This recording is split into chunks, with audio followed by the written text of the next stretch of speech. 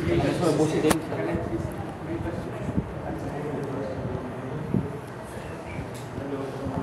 আসসালামু আলাইকুম, আমার নাম ইরফান মাহমুদ আলিফ। আমি একজন জেনারেল ইসের স্টুডেন্ট। আপনারা অনেক মাশাআল্লাহ আমার থেকে অনেক আলেম ওলামা একরাম আছেন। তো যদি কোনো ভুল হয়ে থাকে ক্ষমা সুন্দর দৃশ্যে দেখবেন, আমিও শিখতেছি আর কি ইনশাআল্লাহ। তো আমার সামান্য ইজারুল হক বই, তারপরে শিকড়ের সন্ধানে, এই বইগুলোর আলোকে আমাদের তো পাঠচক্র হয় আর কি, পাঠশালা একাডেমি আমাদের ওই সারাবাজারের ওখানে আমরা ছোটো একটা ক্লাসরুম নিয়েছি। যারা আমাদের মতন জেনারেল লাইন স্টুডেন্টরা আছে তারা দাওয়াতুল ইসলামের বিভিন্ন বিষয়ে আমরা আলোচনা করি, পড়াশোনা করি। সো ওই ধারাবাহিকতায় আমরা এই একটা ক্লাস সাজিয়েছিলাম, গত শুক্রবারে হয়েছে। তো এখানে আমরা মূলত পলের মিথ্যা দর্শন থেকে নাইসিয়ার কাউন্সিল, যেখানে নাইসিয়ার কাউন্সিলটা মূলত একটা কাউন্সিল হয়েছিল তৎকালীন 325 খ্রিস্টাব্দে। ওখানে ওই কাউন্সিলে ভোটের মাধ্যমে ঈসা আলাইহিস সালামকে খোদা রূপে ওরা অ্যাপ্রুভ করে এইটা নাউজুবিল্লাহ। তো এইটার ঘটনা আমরা জানবো একদম ধারাবাহিকভাবে। তো ইনশাআল্লাহ বিসমিল্লাহির রহমানির রহিম শুরু করা যায়। তো পলের মিথ্যা দর্শন থেকে নাইসিয়া, আদি খ্রিস্ট ধর্মের অন্ধকার সত্য। তো ঈসা আলাইহিস সালামকে আকাশে উঠে নেওয়ার পর মানুষ মূলত 3টি দলে বিভক্ত ছিল। ইহুদি ছিল, ঈসা আলাইহিস সালামের প্রকৃত অনুসারীরা ছিল, আর পোলীয় খ্রিস্টান ছিল। তো ইহুদি কারা সেটার ব্যাপারে আমরা বিভিন্ন আমাদের কোরআন, তারপরে আমাদের হাদিসে আমরা জানতে পারি ইহুদিদের ব্যাপারে। তো ইহুদিদের ঈসা আলাইহিস সালামের প্রতি কীরকম তাদের ছিল, মত ছিল, সেটার ব্যাপারে একটু জানা দরকার। ইহুদিরা প্রথমে যখন ঈসা আলাইহিস সালাম প্রেরিত নবী হিসাবে আসলো, তখন আসার পরে ইহুদিরা ওনার উপরে প্রথমে ওরা চাচ্ছিল যে ওদের নবী এমনভাবে আসবে। তারা দাউদ আলাইহিস সালাম আমলে কিন্তু ইহুদিদের অনেক স্বর্ণযুগ ছিল। তো ওরা বিশ্বাস করতো যে এদের যে পরবর্তী নবী আসবে সে অবশ্যই দাউদ আলাইহিস সালামের যে রাজ্য ছিল ওটা পূর্ণ প্রতিষ্ঠিত করবে। তো যখন ঈসা আলাইহিস সালাম আল্লাহ পাঠালেন, ঈসা আলাইহিস সালামকে মূলত পাঠালেন বনী ইসরাঈলদেরকে সঠিক পথে আনার জন্য, ধর্মটাকে, দিনকে ঠিক করার জন্য, কোনো রাজ্যকে প্রতিষ্ঠিত করার জন্য নয়। যখন ইহুদিরা দেখলেন যে ঈসা আলাইহিস সালাম যখন আসলেন, আসার পরে তার বনী ইসরাঈলদেরকে ধর্মের ব্যাপারে শিক্ষা দিচ্ছেন। ঈসা আলাইহিস সালাম বাণী বলছে যে আপনার তাওরাত যে এসেছিল, তাওরাতের উপর বিশ্বাস আনেন, তাওরাতের যে শরিয়া যত ছিল ওটার উপরে পালন করার জন্য বললেন। তখন ইহুদিরা চিন্তা করলো যে না, এটা তো আমাদের নবী হতে পারে না। ওনারা ইহুদিতে তৎকালীন যে ইহুদি ছিল বনী ইসরাঈলের ধারা। তো বনী ইসরাঈলরা কালক্রমে আস্তে আস্তে এমনভাবে ওদের মানসিকতা হয়ে গেছে যে ওরা বিশ্বাস করে যে ইহুদি কোনোই না, ওরা ইসলাম থেকে অনেকটুকু সরে গেছে। তাওরাতের উপর বিশ্বাস রাখলেও ওরা যেটা মনে করতো ওদের ধর্মে জন্মগ্রহণ করা মানে ওদের জন্য জান্নাত নিশ্চিত। এদের খালি পৃথিবীটাকে রাজত্ব করার জন্য এদের খালি নবী দরকার ছিল।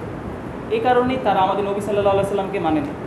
আরব দেশে তারা যখন এসেছিল মদিনায়, যখন এই ঘটনার পরে, তখন আরব দেশে আসার পরে তারা প্রত্যেকটা চিহ্ন দেখেন আমাদের নবীজি, তারা ওদের বলা ছিল যে কী কী নবী মিল হবে, সব মিলিয়ে দেখে যে সাল্লাল্লাহু আলাইহি সাল্লামই নবী। কিন্তু তাদের যে বংশ একটা মর্যাদা, অহংকার, সেই কারণে আমাদের নবীজি মানতে পারেনি। সে একই কারণে ঈসা আলাইহিস সালামকে মানতে পারেনি।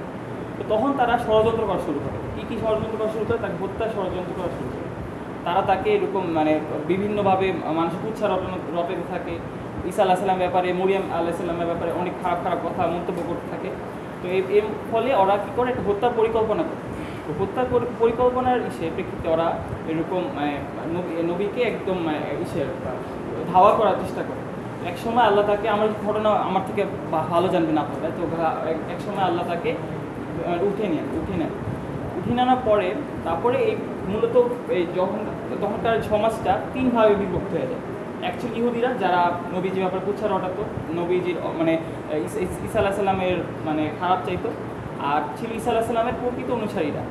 ঈসা আলাইহিস সালাম তার জীবন অবস্থায় অনেক ক্ষুদ্র কয়েকজন মানুষকেই ঈমানের পথে আনতে পেরেছিল, তার দাওয়াতে তারা সাড়া দিয়েছিল। তো সেই দলের মানুষ কিছু ছিল। আর পোলীয় খ্রিস্টান, এই পোলীয় খ্রিস্টান ব্যাপারে আমাদের জানতে হবে। মূলত আজকাল যে খ্রিস্ট ধর্ম, এই পোলীয় খ্রিস্টান থেকেই মূলত এটাই পোলীয় খ্রিস্টান। এই পলিনিটি আর খ্রিস্টানিটি মূলত সেম জিনিস। এখনকার যে খ্রিস্টান যে ধর্মনীতি, এই সবই শুরু করেছিল পল। আমাদের নবী, আমাদের ঈসা আলাইহিস সালাম এদের কখনো এগুলো শেখায়নি। তাদের ঈসা আলাইহিস সালামের যে ক্ষুদ্র সংখ্যক যে ঈসার প্রকৃত অনুসারীরা, তাদেরও এইসব তারা তথ্য বলেনি। এই পল আবির্ভাব হওয়ার পরে এইসব উৎসাহ রটাতে শুরু করে। তো এই যে পল থেকেই মূলত এখনকার ক্যাথলিক, অর্থোডক্স, প্রোটেস্ট্যান্ট, এই পোলীয় খ্রিস্টান ছিল আদিম ক্যাথলিক, অর্থোডক্স, প্রোটেস্ট্যান্ট, ওরা ভাগ হয়, আমরা কালক্রমে আস্তে আস্তে হয়। এটার অনেক, এখন আমাদের ওই বিষয়ে যাচ্ছি না, কিন্তু মূলত আজকের তখনকার পোলীয় খ্রিস্টান থেকে আজকাল ক্যাথলিক, অর্থোডক্স ও প্রতিষ্ঠান, এই তিনটা আর কি মূল ধারা দেখা যায়। তো পোলীয় খ্রিস্টানকে জানার আগে আমাদের যে পোলীয় খ্রিস্টানের যে প্রবর্তক পল, তার ব্যাপারে জানতে হবে। তো পল, এই চিত্রটা তারা বিশেষ করে, এই পল ছিল মানে ওরা বলে সেন্ট পল, হ্যাঁ, যে ব্যক্তি ঈসা আলাইহিস সালামের বাণী বিকৃত করেছে। এই লোকের ওনার ব্যাপারে যদি আমরা জানতে পারি, তাহলে আমরা বলবো যে উনি অবশ্যই সেন্ট পল না, উনি হলো ভণ্ড পল, এক কথায় ভণ্ড পল। ওনার আল্লাহ আমরা দোয়া করি যেন আমাদের মৃত্যুর পরে হাসরের মধ্যে ওনার ধার কাছে যেন আমাদের মানে স্থান না হয়। উনি এমনই একটা পাপিষ্ট ব্যক্তি, মানে উনি আর এখনকার খ্রিস্টান ধর্ম যাই দেখি সবই পলই এই ওনার মাথার মানে কার সাথে। তো এই পলের জন্ম পারিবারিক পটভূমি যদি জানতে চাই, খ্রিস্টীয় 4 থেকে 5 সালে তারসুসে, বর্তমান তুরস্কে জন্মগ্রহণ করে। তো এই ব্যাপারে অনেক মানে এখনও খ্রিস্টানদেরাও মানে একদম করে বলতে পারে না, এখানে অনেক মতবিরোধ আছে। তো 5 থেকে 4 সালে মানে খ্রিস্ট ধর্ম আমাদের ঈসা আলাইহিস সালাম জন্মগ্রহণ করার পরে 4 থেকে 5 বছরের মধ্যে ওনার জন্ম হয়, এটা ওনারা বলে। তো উনি ছিল বেনিয়ামিন গোত্রের ইহুদি বংশোদ্ভূত ছিলেন। বেনিয়ামিন বলতে আমরা জানি যে ইয়াকুব আলাইহিস সালামের 11 জন সন্তান ছিলেন। এই 11 সন্তানের মধ্যে ইউসুফ আলাইহিস সালাম একজন ছিলেন। তার সর্বকনিষ্ঠ ভাই বলা হয় এই বেনিয়ামিনকে। তো বেনিয়ামিনের যে বংশধারা মানে এগিয়েছে, ওই বংশধরার একজন তিনি ছিলেন মানে পল। উনি ছিলেন রোমান নাগরিকত্ব ছিল, যা তাকে রাজনৈতিক ও সামাজিক সুবিধা দিত। তৎকালীন সাম্রাজ্য ছিল রোমানদের, তো রোমানদের উনিও নাগরিকত্ব পেয়েছিলেন। তার ফলে পলের একটা ইনফ্লুয়েন্সিয়াল একটা অবস্থান ছিল, তার একটা মানে সামাজিকভাবে বা রাষ্ট্রীয়ভাবে তার একটা মর্যাদা ছিল ওই আমলে। তো পরে যদি আমরা দেখতে পাই খ্রিস্ট ধর্মে আসার আগে ধর্মীয় পরিচয়, এখন আমরা জানবো যে উনি কিন্তু খ্রিস্ট ধর্মে প্রচার যে করেছিলেন, উনি কিন্তু ঘোর বিরোধী ছিলেন। খ্রিস্ট ধর্মে একজন কঠোর ধর্মপ্রাণ ইহুদি হিসাবে বড় হন, উনি কিন্তু কঠোর একজন ইহুদি হিসাবে হন। উনি ঈসা আলাইহিস সালামকে হত্যা করার চেষ্টা অনেকবার করেছিলেন, ওনার জীবন এইসব পাওয়া যায়। এই খ্রিস্টানদের ওরাই করে। তো কট্টর ইহুদি দল ফারিসিদের নিয়ম কঠোরভাবে অনুসরণ করতেন। ফারিসি একটা ইহুদিদের একটা দল ছিল, ফারিসি, ওনারা ওদের অন্তর্ভুক্ত ছিলেন। তো উনি মূলত খ্রিস্টানদেরকে দেখতেই পারতেন না। উনি অনেক এরকম সময় হয়েছে যে এরকম আমরা পরের স্লাইডে দেখতে পারবো যে উনি প্রাথমিকভাবে অনুসারীদের উপর অত্যাচার করতেন, বিভিন্ন অত্যাচার করতেন। ওই রোমান রাজাদেরকে মানে ওদের তথ্য দিয়ে দিতেন যে ওরা এখানে আসে, ওদেরকে হত্যা করো, অ্যারেস্ট করে দিত। অনেক সময় এরকম ওরা খ্রিস্টানদের মধ্যে ওরা মানে যে একটা সময় পল পুরা খ্রিস্ট ধর্ম বিরোধী ছিল। তো খ্রিস্ট ধর্মের ইতিহাসে প্রথম দিকে বিরোধী ভূমিকায় ছিলেন। তিনি প্রথমেই বিশ্বাস করতেন না যে ঈসা আলাইহিস সালাম আল্লাহর প্রেরিত নবী মাসিহ। যেটা আমি বললাম কেন ইহুদিরা করতে পারে না, কারণ ওদের বংশের একটা অহংকারের কারণে। আর ওরা চিন্তা করতো যে ঈসা আলাইহিস সালাম আসার পরে ওদের রাজ্যকে পুনর্গঠিত করবে, এই কারণে ওরা ঈসা আলাইহিস সালামকে নবী হিসাবে করে। তো এরপরে একটা কাহিনী ঘটে যেটা খ্রিস্টানদের মধ্যে অনেক মানে গুরুত্বপূর্ণ, সেটা হলো রোড টু ডামাস্কাস ইংলিশে বলা হয়। এই ঘটনার পুরোপুরি একটা সে তো একজন ছিল কি ইহুদিদের খ্রিস্টানদের বিরোধী একজন। তো সে একটা ঘটনা করে মানে প্রবর্তন করে, মানে কী বলবো এটাকে, সে বানায় আর কি এক কথায়। সেটা হলো সে দামাস্কাসে যাচ্ছিল। কেন যাচ্ছিল? সে যাচ্ছিল খ্রিস্টানদেরকে হত্যা করতে বা খ্রিস্টানদেরকে তাড়া করতে আর কি যাচ্ছিল। যাওয়ার পথে সে তার সঙ্গী কয়েকজন ছিল, সে ঘোড়ার পিঠে যাচ্ছিল। যাওয়ার পথে হঠাৎ করে সে একটা আলো দেখতে পায়। ওই আলোর ফলে সে পড়ে যায় ঘোড়া থেকে, আর তার সঙ্গী সাথে যা আছে তা পড়ে যায়।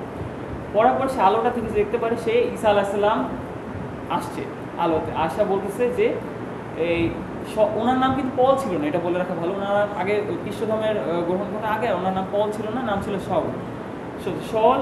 উনি যখন আলোটা দেখতে পারি ঈসা আলাইহিস সালাম প্রেরিত হয় নাউজুবিল্লাহ, এসে পরে বলে যে শল তুমি কেন আমাকে তাড়িয়ে বেড়াচ্ছ? পল জিজ্ঞাসা করলেন তুমি কে প্রভু? কণ্ঠস্বর বলল আমি ঈসা, যাকে তুমি তাড়িয়ে বেড়াচ্ছ। নাউজুবিল্লাহ। তো পল ওই আলোর কারণে অন্ধ হয়ে গেলেন এবং 3 দিন অন্ধ ছিলেন। এটা মানে ওরা করে। তো পল একটা মূলত একটা দর্শন না কিছু একটা দেখতে পায়।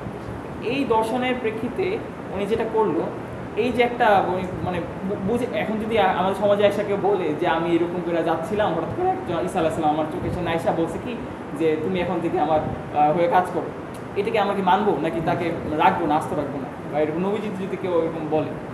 তো সে এটা বলে।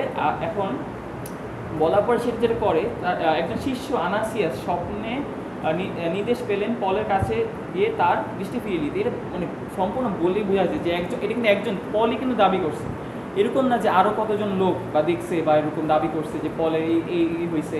আনানিয়াস যে ছিল, আনানিয়াসের কথা বলা হয়েছে, কিন্তু আনানিয়াসের কোনো ইয়েও পাওয়া যায় না।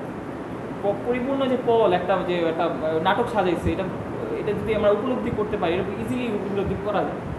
তো আনানাসিয়াস তার চোখে দৃষ্টি ফিরে আনে 3 দিন পরে। এরপরে যে যা সে শুরু করে সে লোক, তিনি ব্যাপটিজম গ্রহণ করলেন এবং ঈসা সম্পর্কে প্রচার শুরু করলেন। কিসের প্রেক্ষিতে প্রচার শুরু করলেন? একটা মানে বলতে গেলে দর্শন দেখছেন, একটা স্বপ্ন দেখছেন, এর প্রেক্ষিতে তিনি ঈসা আলাইহিস সালামের হয়ে বাণী প্রচার করা শুরু করলেন। আচ্ছা, তো এই বাণী প্রচার শুরু করলেন, এটার আমি অনেক একাধিক মানে দিতে পারবো যেটা ভণ্ড আর এটা মানে একদম মানে মিথ্যা তথ্য, মানে মিথ্যা একটা বানোয়ার জিনিস। আমি মূলত 4টা জিনিস আনছি, একটা করে যাই।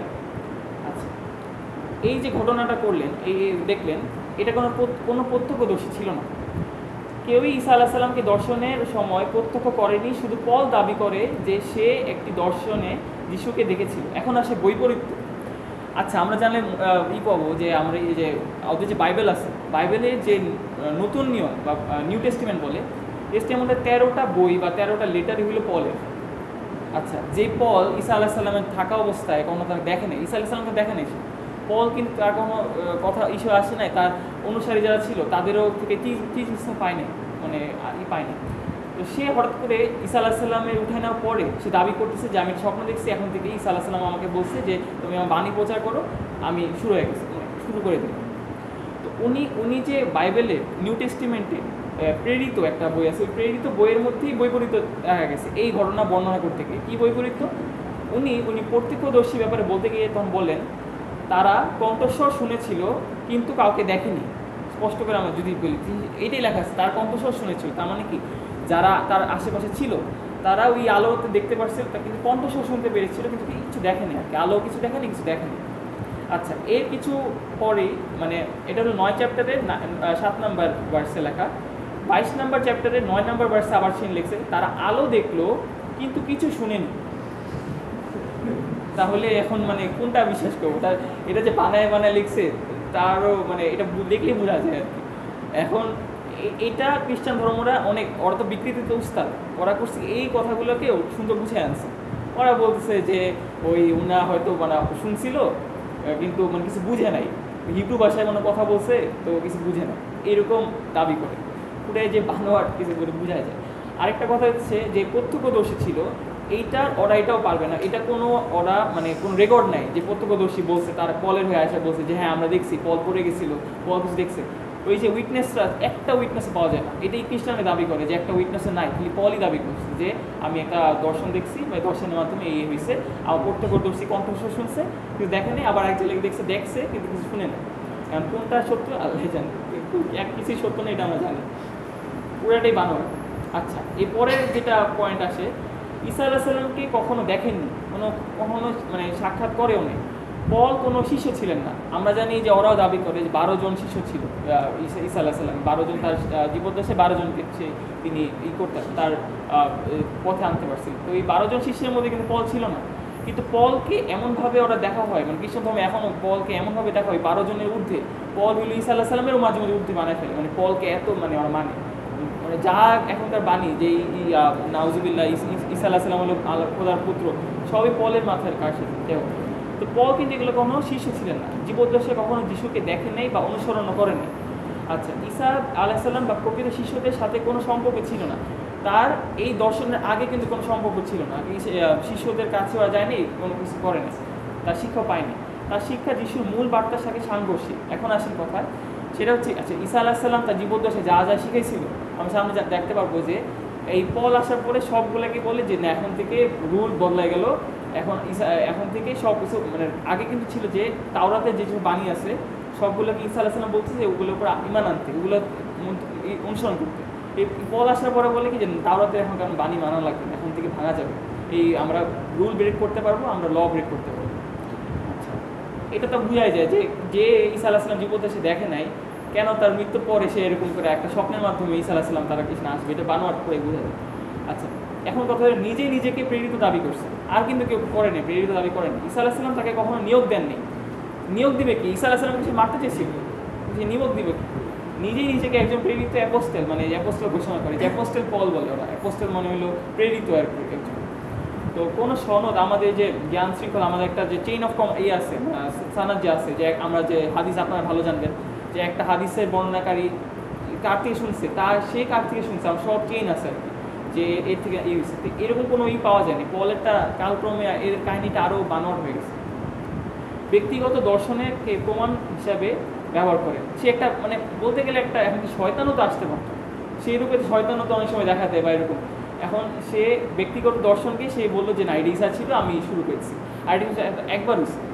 আমি এরকম অনেক দেখছিলাম যারা ইসা আছে খ্রিস্ট ধর্মে, যখন এই ঘটনা বলা হয় তখন তারা নাউজুবিল্লাহ আমাদের নবীর সাথে তুলনা করে।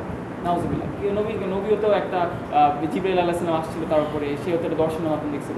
নাউজুবিল্লাহ, তারা জানে না দেখে এগুলো বলে। আমাদের নবী যখন, আপনারা ভালো জানবেন যে যখন জিবরাইল আসছিল তখন তার মানে এরকম কিন্তু অনেক উইটনেস ছিল, সাহাবা ইকরামরা দেখছে বা এরকম। আর তা যখন আসতো তখন তার কাঁপুনি উঠতো একদম, মানে তার সারা শরীর ঘেমে যেত আর কি। তো এরকম অনেক ঘটনা আছে। আর এটা আমাদের নবীর সাথে অনেকবার মানে 23 বছর তার সময় অনেকবার তারা আসছে, এই জিবরাইল আলাইহিস সালাম আসছে। তো পলের ক্ষেত্রে কিন্তু একবারই আসছে। পল কিন্তু একটা স্বপ্ন দেখছে, একটা কি বানোয়াট একটা মিথ্যা কথা বলা শুরু করছে, এরপর থেকে ঘুমায়া ওই প্রচারণা করা শুরু করেছে। ব্যক্তিগত দর্শনকে প্রমাণ হিসেবে ব্যবহার করে। ওই ব্যক্তিগত দর্শন মানে সবই ওর মাথায়, মানে ওর নিজের ধারণা। ঈসা আলাইহিস সালাম কি বলে গেছে বা ঈসা আলাইহিস সালাম কি বলছে, ওর মাথা ব্যথা নেই। ওই বলছে যে না, ঈসা আলাইহিস সালাম আমাকে দায়িত্ব দিয়ে গেছে ওই স্বপ্নের মাধ্যমে, আমি এখন থেকে আমি আমার যেটা বলবো ওটি সত্যি। তার লেখা 13টি চিঠি বাইবেলের অংশ হয়ে যায় কেন? যে ঈসা আলাইহিস সালাম আমাদেরকে তার জীবদ্দশায় যা যা শিখাইছিল, এই 13টা লেটার যদি আপনারা দেখতে পারেন, পর্যালোচনা করেন, দেখবেন সবই বিপরীত। এখন ঈসা আলাইহিস সালাম যদি এগুলো ইম্পর্টেন্ট মানতেন, তাহলে কেন তার জীবদ্দশায় বলে গেলেন না? কেন তাকে তার যাওয়ার পরে পলের স্বপ্নে এসে তাকে বলতে হবে? আর পল এমন একটা ব্যক্তি যে ঈসা আলাইহিস সালাম করতে করতে কেন তো 12 জন শিষ্যকেও বা নাউজুবিল্লাহ মানে আসে, যাই হোক, এটা ওদেরকে যুক্তি হিসাবে রাখতেই পারে। কেউ তাকে স্বীকৃতি দেয়নি, সে নিজেই দাবি করেছিল। 12 জন, যে এখন আমরা পরবর্তী স্লাইডে জানবো, এই যে 12 জন শিষ্য যারা ছিল, এদের দ্বারা তো প্রমাণ করা যায়, মানে বুঝতে পারি যে শিষ্য যারা ছিল তারা কি তাকে মানছিল কি। আচ্ছা, এখন 12 জনের শিষ্য ছিল, তারা তাকে প্রত্যাখ্যান করছিল। প্রথমত তারা ভয় পাইছিল পলের উপর। পল এমন একটা লোক ছিল যে যা খ্রিস্টানকে ছিল, মানে খ্রিস্টানরা বা কী বলে যারা শিষ্য ছিল ঈসা আলাইহিস সালামের, তারা পলকে ভয় পাইত, কারণ সে এটা হত্যাকারী বা এরকম ছিল। তার সে দেখলেই রোমানদেরকে এরকম মানে ধরা দিত, রোমান রাজাদেরকে ওদের তথ্য দিয়ে দিত। তো প্রথম শিষ্যরা তার কাছে ভয় পায়। নির্বাচিত শিষ্যদের মধ্যে ছিলেন না তিনি, এটা তো বললামই। জেরুজালেমের কাউন্সিলে বিরোধিতা পেয়েছিলেন। এটা সবগুলো হলো বাইবেল থেকে নেওয়া এক একটা ঘটনা। এই ঘটনার মধ্যে দেখা যায় জেরুজালেমের কাউন্সিলে বিরোধিতা পেয়েছিল। এটা বলতে বোঝা যায় জেরুজালেমে একটা কাউন্সিল হয়। ওই কাউন্সিলে এসে আমরা তো জানি আমাদের খাতনা হয়, আমাদের সুন্নতে খাতনা। তো উনি আসার পরে বলে যে না, এখন থেকে এটা করা লাগবে না।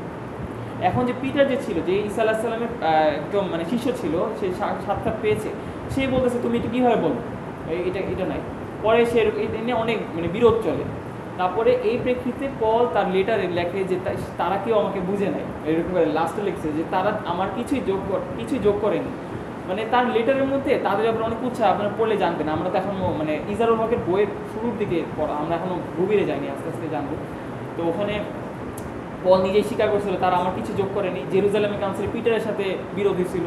তারপর মুসা আলাইহিস সালামকে পরিত্যাগের অভিযোগ পেয়েছিলেন, মানে মুসা আলাইহিস সালামের যে সব বাণী ছিল বা সব কিছু মানে ওরকম বয়কট করছিল উনি, বলছে যে এখন থেকে ওই তাওরাতের শিক্ষা লাগবে না, এখন থেকে আমি যেটা বলবো ওইটাই ঈসা আলাইহিস সালাম আমার কাছে দিয়ে গেছে।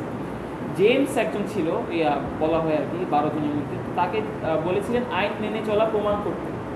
তখন জেমস তাকে এরকম বাইবেলের মধ্যে বলা আছে, পলকে জেমস বলছিল যে তুমি আইন বিরোধী, তুমি আইন মানতেছ না, তুমি আইন মেনে চলো। তখন পল কিন্তু একটা ভীত লোক ছিল, জানেন, মানে পল কিন্তু এখানে বলা আছে এই ঘটনায় নাকি জানতে পারলাম। জেমস তাকে বলছিল যে আপনি আনেন বিরোধী করতেছেন মুসা আলাইহিস সালামকে, আপনি মানে আমরা কিন্তু করতেছি, সবই বুঝতেছি, মুসা আলাইহিস সালামের সব আপনি বাণীকে মিথ্যা বলতেছেন। পরে পল জেমসেরকে করার জন্য বলছি না আমি মানি, সব কিছু মানি, এরকম কয়েকটা আছে আর কি রাইটিংস। এটা এখন অনেক বড় আলোচনা, পরে আমরা জানবো। যেখানে দেখা যায় বাইবেলের মধ্যেই বোঝা যায় যে এগুলো ঘটনা জানলে যে 12 জন শিষ্য তাকে প্রত্যাখ্যান করছিল। পিটারের সাথে প্রকাশ্যে সংঘর্ষ হয়েছিল, এটা আমরা গালিতীয় বা এত অধ্যায়ে আমরা জানতে পারি পিটারের। তো এই 4টার বাদেও আমরা অনেক কিছুই আমরা বলতে পারি, আরও অনেক আছে, যেমন মানে এই 4টে দিলেই তো যথেষ্ট, আমরা বুঝতে পারি যে পুরো একটা বানোয়াট একটা ছিল। তো যাই হোক, এরপরে এটা ইংলিশে লেখা আমি বলি ঈসা আলাইহিস সালামের ট্রু মেসেজ, উনি কি ঈসা আলাইহিস সালামের যা শিখে গেছিল তা কি উনি বানিয়ে দিয়ে গেছে নাকি তার বানট বলে গেছে? ঈসা আলাইহিস সালাম শিখেছিল তাওহীদ, আল্লাহ হলো এক অদ্বিতীয়, আল্লাহর ব্যাপারে বলছে উনি আসার পরে বলতেছে যে না, এখন যিশু হইলো আমাকে দেখা দিয়েছিল, যিশু আলোর পথ, আলোর উনি হলো খোদা বা খোদার সন্তান স্বরূপ আর কি। এটা মাথায় রাখা উচিত। পল কিন্তু ইহুদি থাকা সত্ত্বেও কিন্তু রোমান ছিল। রোমানদের তখনকার তৎকালীন রোমানদের মাঝে কিন্তু এই যে পৌত্তলিকতা যেটা আছে, যে এরকম সন্তান খোদার সন্তান, এগুলো কিন্তু ওদের মধ্যে কিন্তু ছিল এই আইডিয়াটা। তো পল বলা হয় অনেক সে দেখা হয় পল ওদের সাথে রোমানদের সাথে যে মানে সামঞ্জস্যতা আনার জন্য খ্রিস্ট ধর্মে ওই বিক্রি করা শুরু করে। কারণ রোমান যে রাজা ছিল ওরা খ্রিস্ট ধর্মকে ই করতে যেত না, মানে মানতে যেত না। তো পল কী করে এই ধর্মটাকে চেঞ্জ করতে থাকে, যিশুকে বানায় দেয় খোদা, যিশুকে বানায় দেয় খোদার পুত্র, যাতে রোমানরা এগুলো মানে করে গ্রহণ করে বের করে। তো যাই হোক, আমাদের ঈসা আলাইহিস সালাম শিখাইছিল আল্লাহ হলো এক অদ্বিতীয়, সে এইসব শিখাইছে। ঈসা আলাইহিস সালাম এসে ইনজিলের মধ্যে বলা আছে যে তাওরাতে যে সারিয়া ওটার উপর ঈমান আনতে, তাওরাতে যে সারিয়া ওটার মধ্যে মানে অনুসরণ করতে। সে আয়সা বলে যে এখন থেকে আর তাওরাত লাগবে না, এখন থেকে আমি যেটা বলবো ওইটাই। ঈসা আলাইহিস সালামকে পাঠানো হয়েছিল বনি ইসরায়েলদের জন্য, মানে বলতে গেলে ইহুদি ওনাদের ইসের জন্য। আর সে আয়সা করলো কি ইহুদিদেরকে না দিয়ে জেন্টাইলস বলা হয় তাদেরকে, যারা ইহুদি না, ওই রোমান্স যারা ছিল তাদেরকে এই বাণী পৌঁছাতে থাকে। এখন এটা মানে করলে বুঝতে পারবো রোমানরা অলরেডি ছিল কি পৌত্তলিক, ওদের মধ্যে এই কনসেপ্টগুলো আগেই ছিল যে খোদার পুত্র এইসব।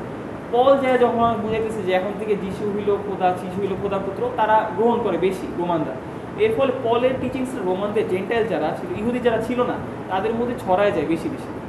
তো যাই হোক, তো ঈসা আলাইহিস সালাম আবার এদিকে শিখাইছিল যে কল্ড হিমসেলফ সার্ভেন্ট, উনি হলো আল্লাহর বান্দা ছিল, খোদা ছিল, খোদার মানে বান্দা ছিল, আল্লাহর বান্দা ছিল। ওদিকে পল বলে যে উনি হলো খোদা এই সেই। আর পল আরেকটা চেতনা ছিল, সেটা হলো যে এখন থেকে আর কোনো মানে আমরা গুনাহ করলে তো আমরা ক্ষমা চাই।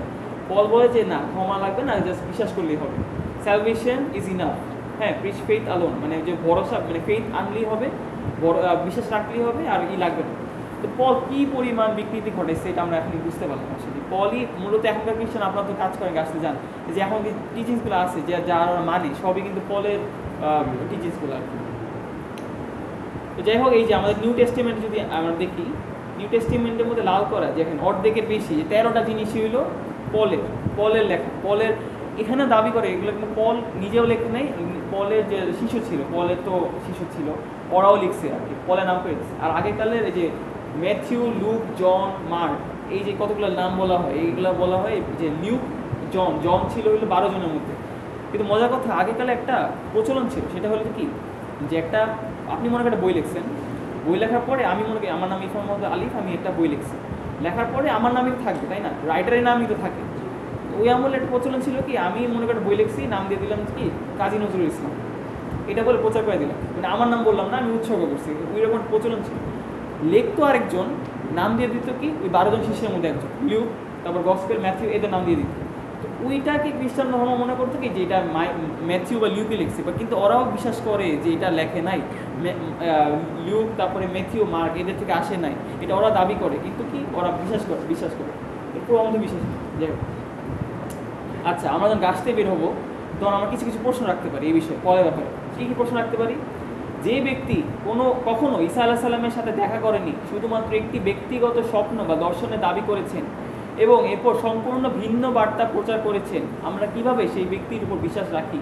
হ্যাঁ, যখন এমনকি ঈসা আলাইহিস সালামের মূল 12 জন শিষ্য তা করেনি, এই একটা দাবি দিলেই তো ওদের পুরো নড়ে চলে যায়, তাই না, পলের নীতি তো পুরাই ভেঙে যায়। আসলে এইটা আমরা প্রশ্ন রাখতে পারি। আরও কি প্রশ্ন রাখতে পারি, যখন ঈসা আলাইহিস সালাম নিজে আল্লাহর ওই একত্ব বা শরীয়তের অনুসরণ শিখাতেন, তখন কেন পল হঠাৎ বলেন ঈসা আলাইহিস সালাম বলেন খোদা, আর তখন শুধু বিশ্বাসের নাজাত বলতে হবে যে বিশ্বাস করলেই হবে, ক্ষমা নাজাত চাইতে হবে না, এইটা হঠাৎ করে, এটা তো আমরা শিখায় নেই, 12 জন শিষ্য শিখায় না, ঈসা আলাইহিস সালাম শিখায় যায় না।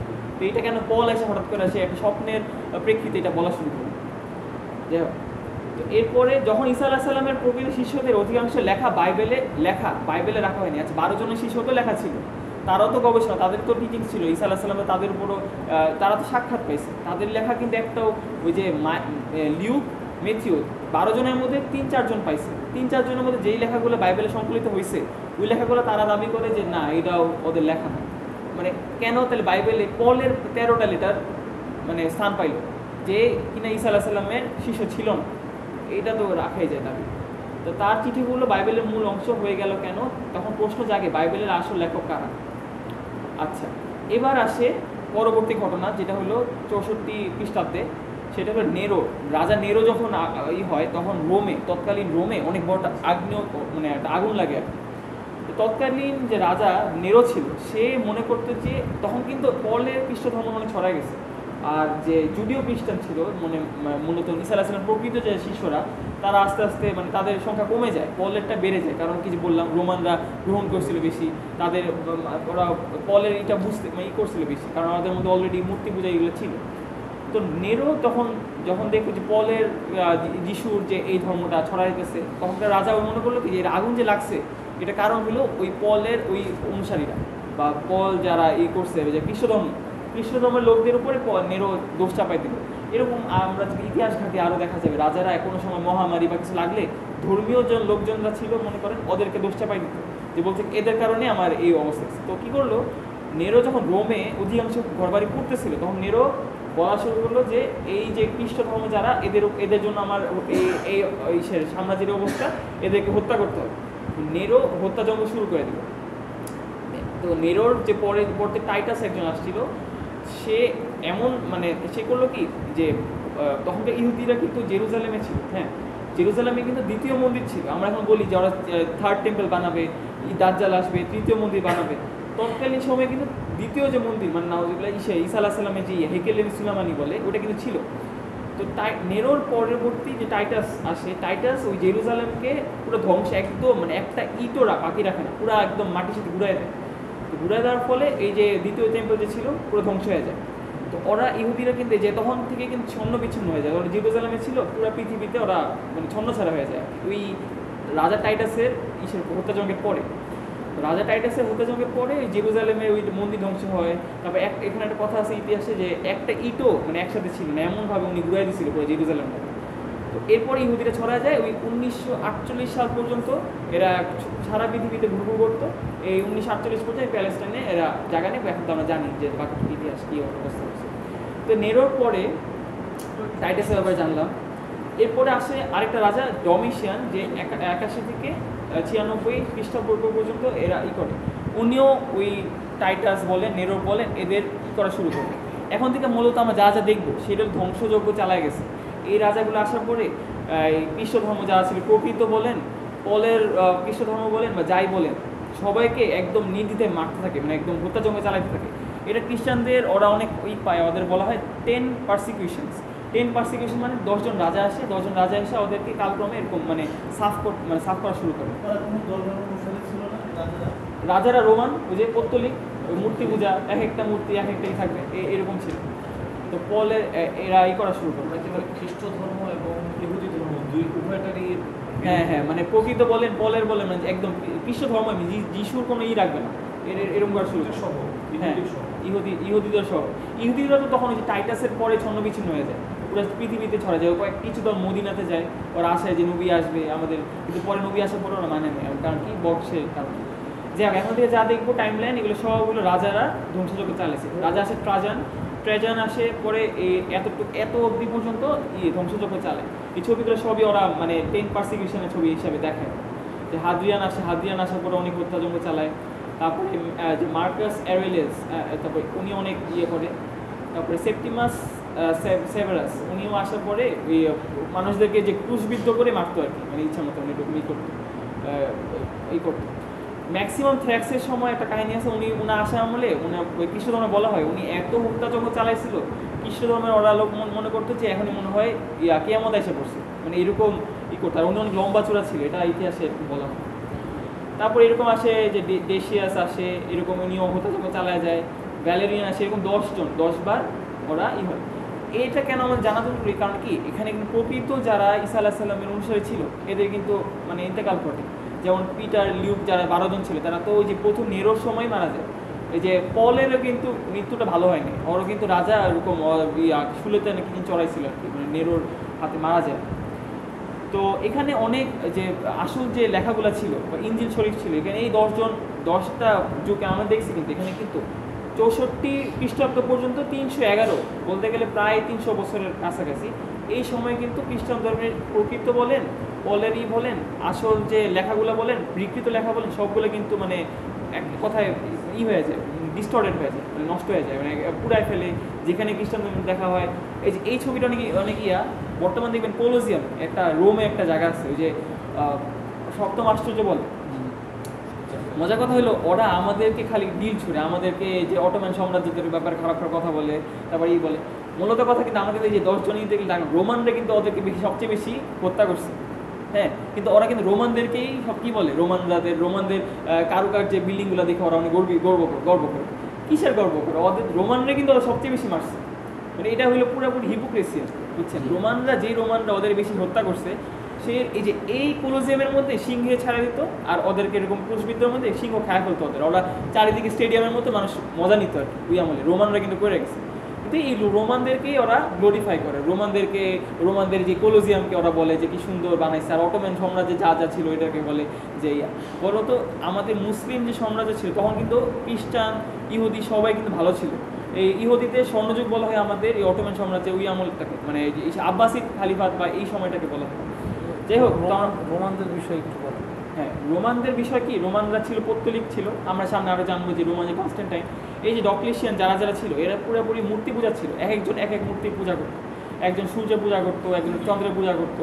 এদের অনেক মূর্তি ছিল, যেমন যে সল ইনভিক্টাস একটা রাজা ছিল, এটার অনেক মানে দেবতা ছিল, মূর্তি ছিল, এটাকে অনেক মানতো। তো আর ওরা মূলত খ্রিস্টানদেরকে যেখানে দেখতো ওরা অত্যাচার করতো, এরকম, বুঝছেন? এটা কোন দেশের ঘটনা চলতেছে? এটা ঘটনা আমি বলি, এটা হলো রোমান জেরুজালেম শাম আজ থেকে ছড়াইতেছে। এই যে 300 আমি ম্যাপ দেখাচ্ছি তার এরপরে আছে 325 খ্রিস্টাব্দ রোমান সাম্রাজ্যটা দেখেন। এই যে বর্তমানে যে তুরস্ক আছে না, তুরস্ক, তারপরে এই যে আপনার যে তুরস্কে যে আমাদের এই জায়গাটা, তারপরে জেরুজালেম যে বর্তমান ইসরায়েল, তারপরে ইউরোপের কিছু কিছু দেশ, ইটালিতে মেইন আমাদের ছিল একটা সময়, ইটালি, তারপর রোম, এই জায়গাটা রোমান সাম্রাজ্যটা ছিল। তো যখন মানে এম্পায়ারটা যখন বড় হয়ে যায়, 325 খ্রিস্টাব্দে এসে অনেক বড় হয়, তখন রাজা কনস্ট্যান্টাইন মানে প্রথম কনস্ট্যান্টাইন। তার আমলে আমরা যে ম্যাপে দেখতে পারি এই জায়গাটা আলহামদুলিল্লাহ বর্তমান মুসলিমদের কবজায় আছে। এটা হলো বর্তমান তুরস্ক। এখন তুরস্কে এই এম্পায়ার অফ নাইসিয়া বলা হয় এই জায়গাটাকে, তৎকালীন এখন এটা তুরস্কের পার্ট। এই সময় এই পুরোটা কিন্তু রাজ্য হয়ে গেছে, রোম, তারপরে বলেন নাইসিয়া, তারপরে এই তুরস্ক, এই পুরোটাই হলো তখনকার রাজ্য অভিষেক হয় এই কনস্ট্যান্টাইনের। এই ছবির সবই ইসা থেকে নেওয়া, ওনারা এটা কি মানে যে রাজা হলো কনস্ট্যান্টাইন আসার পরে এই যে 10 বছর যে হত্যাযজ্ঞ চালাইছে না, এটার পর সে একটা দেয়, বলছে না এখন থেকে আর হত্যাযজ্ঞ হবে না। খ্রিস্ট ধর্মকে আমি এডিক্ট অফ মিলান, আপনি যদি পড়েন যে এডিক্ট অফ মিলান এই একটা ঘোষণাপত্র জারি করে, এই ঘোষণাপত্রে বলা হয় যে এখন থেকে খ্রিস্ট ধর্ম আমি পুরোপুরি স্বাধীনতা দিতেছি, ওদের মতন খ্রিস্ট ধর্ম পালন করতে পারবে। এইটাকেও ওনার যে এটা আসলে কেন করছে, খ্রিস্ট ধর্মটা তো এক একটা কাহিনী বানাতে এক্সপার্ট। ওরা এটা কাহিনী বলে কি, উনি একটা যুদ্ধ করতেছিল, একটা যুদ্ধে গেছিল, ওই যুদ্ধে যাওয়ার সময় সে আবার ওই পোলের মতন একটা আলো দেখছে। আলো দেখার ফলে সে দেখছে যে যিশু একটা ক্রস দেখছে, যে ক্রস যে আছে না সেটা দেখছে। এটা দেখার পরে সে ওই যুদ্ধে বিজয় লাভ করছে। তো এরপর থেকে সে খ্রিস্টানদের প্রতি একটু সহানুভূতিশীল হয়েছে। এই ঘটনা তার মুখ থেকে কোনো তো বাইরে হয় না, এই ঘটনা একটা কোনো ভিত্তিও নাই। এটার মধ্যে বৈপরীত্য আছে, ইতিহাসে দেখা যায়। তার একটা মানে কি বলে, একজন ছিল দাসী ছিল, সে এই কাহিনী ছড়াইছিল, এটা বলা হয়। তো যাই হোক, সে এটা কেন করছিল এটা মূলত বুঝতে গেলে আমরা বুঝতে পারবো। সে আসলে চাইছিল ঐক্য চাইছিল তার রাজ্যের মধ্যে। দেখছে যে বিশাল বড় রাজ্য হয়ে গেছে, এখন এক এক মানুষ এক এক ধর্ম পালন করতেছে, রোমানদের মধ্যে ঐক্যতা নাই, কারণ এক এক মানুষ এক এক ধর্মের দেবতা পালন করতেছে। কেউ সূর্যকে মানতেছে, কেউ ইসে মানতেছে। সে চাইছে সবাইকে এরকম আমি কি বলে ফ্রিডম অফ স্পিচ দিব, যা ইন্ডিপেন্ডেন্স দিয়ে দিব, সবাই সবার মতো ধর্ম পালন করবে, কেউ কারো বিরোধে আসবে না। এইটাই উনি চাইছিলেন, কি ঐক্যতা চাইছিলেন। তো তারপরে যেটা হয় ওনার ব্যাপারে এখন জানতে হবে, সেটা হচ্ছে উনি ছিল রাজা কনস্ট্যান্টাইন ছিলেন একজন পেগান পূজারী বলতো। সে মূর্তি পূজক ছিল। সে যে মূর্তির উপর বিশ্বাস আনছিল সে হলো সল ইনভিক্টাস। এটা অপরে যে সূর্যের উপরে সেই করতো। এই সূর্যের সন্তান, সূর্যের এর উপর তার মানে তার ছিল, সে এটা বিশ্বাস জানছিল আর কি, রোমান তো তার মধ্যে এই আলোচনা ছিল। দ্বিতীয় পয়েন্ট যেটা জানতে হবে, তার লক্ষ্য ছিল একত্রীকরণ, যেটা বললাম ইমান নয়, সে কিন্তু কোনো ধার্মিক মানুষ ছিলেন না। হ্যাঁ, ছিল সে রাজা, সে হলো সলভিং ইনভিক্টাসের উপরে ইমান আনছে, সে হলো মূর্তি পূজা করে, সে চাইছিল তার রাজ্যের মধ্যে একতা থাকবে, তাই সে এডিক্ট অফ মিলানের মাত্র ঘোষণাপত্রতে খ্রিস্টান ধর্মকে দেয়, ফ্রিডম দেয়। আচ্ছা, তো আর 3 নম্বর পয়েন্ট হলো ধর্মতাত্ত্বিক জ্ঞান ছিল না তার, সে কিন্তু কোনো ধর্মীয় কোনো জ্ঞানই ছিল না, সে যা খালি রাজা একটা পলিটিক্যাল পার্সন ছিল। আচ্ছা, এখন উদয় হয় আরেকজনের, আরিয়াস। এই আরিয়াস ওই আমলে তো এটি চলছিল আর কি, সবাই সবার মতন ধর্মের পেয়ে যায় আর কি, মানে ফ্রিডম পেয়ে যায়। এর মধ্যে আরিয়াস হলো ইজিপ্টে, বর্তমান মিশরে একজন স্কলার, সে এরকম তখনকার কিন্তু মানুষ কিন্তু এই নলেজটা ছিল যে কেউ কিন্তু এটা মানতো তখন যে ঈসা আলাইহিস সালাম হলো আল্লাহর নবী, সে কোনো খোদা ছিল না, এই মানতো না। তো সে ওই ধর্মেরই একজন, ওই বা মতদর্শীরই একজন লোক ছিল। সে করে কি, সে তার বাণীটাকে প্রচার করা শুরু করে যে তোমরা করো, যে তার বাণীগুলো হচ্ছে এই, তিনি বলছিলেন ঈসা আলাইহিস সালাম ঈশ্বর নন। এই আরিয়াস উনি মিশরে এটা প্রচার করা শুরু করে যে ঈসা আলাইহিস সালাম ঈশ্বর নন, তিনি আল্লাহর সৃষ্টি, তাই তিনি আল্লাহর সমান হতে পারেন না। ওরা তো যে মানছে আল্লাহ সমান বা আল্লাহর রূপে বা এরকম নাউজুবিল্লাহ এরকম মানত। তো উনি এটা বলা করে যে না, ঈসা আলাইহিস সালাম কোনো ঈশ্বর নন, তিনি প্রেরিত রসুল। সে বাইবেল থেকেই লাইন আনতো, লাইন কি আনতো, যে বাইবেলে বলা আছে পিতা আমার থেকে মহৎ। বাইবেল তো আমরা জানি বিকৃত করা হয়েছে, পিতা শব্দ অনেক এসেছে, এখানে বলা আছে পিতা আমার থেকে মহৎ, মানে পিতা আমার থেকে গ্রেটার। তো উনি এগুলো লাইন থেকে বলতো যে ঈসা আলাইহিস সালাম বা এরকম কোনো খোদা হইতে পারে না, এরকম অনেক আনতো। তার শিক্ষা দ্রুত ছড়িয়ে পড়লো। তো তখনকার মিশরে তো শিক্ষিত লোকজন তার তার যে টিচিংসগুলো ছিল সে গ্রহণ করে, এর মধ্যে আস্তে ছড়া যেতে থাকে তার যে মানে আমাদের যে ইসলাম, বর্তমান যে মুসলিম যে ইসলামের যে এইটা চেতনা, ওর সাথে খানিকটা মিলে আর কি, বুঝছেন, যে উনি ঈসা আলাইহিস সালামকে ঈশ্বর মানেন নাই, নবী মানছে। তো এই তথ্যটা ছড়া যেতে থাকে ওই আমলে আস্তে আস্তে, মানে পুরো একদম ভাইরাসের মতো মাশাআল্লাহ ছড়া যেতে থাকে। এটা কি হয়, চার্চদেরকে মানে যা বর্তমানে চার্চ ছিল খ্রিস্টানদেরকে আতঙ্ক করে তোলে, কারণ কি ওরা বিশ্বাস করে যে যিশু হইল খোদা। এখন যদি আরিয়াসের মতাদর্শ যদি প্রতিষ্ঠিত হয়ে যায় তো ওরা সমস্যা করবে, চার্চের মানুষ আসা বন্ধ হয়ে যাবে, তো ব্যবসা বাণিজ্যতে সমস্যা হবে। তো আরিয়াস সমর্থন বাড়ার কারণে খ্রিস্ট জগৎ বিভক্ত করলো, হ্যাঁ, মানে একদম করলো, বিশ্বাসের অধীনে থাকা আর সম্ভব হলো না, বুঝছেন। এর মধ্যে কিছু চার্চের পণ্ডিত ছিল, এরাও আরিয়াসের মতাদর্শে ইমান আনছিল ওই আমলে, ওদেরকে অনেক অত্যাচার, অনেক হুমকির মতো পড়তে হয়।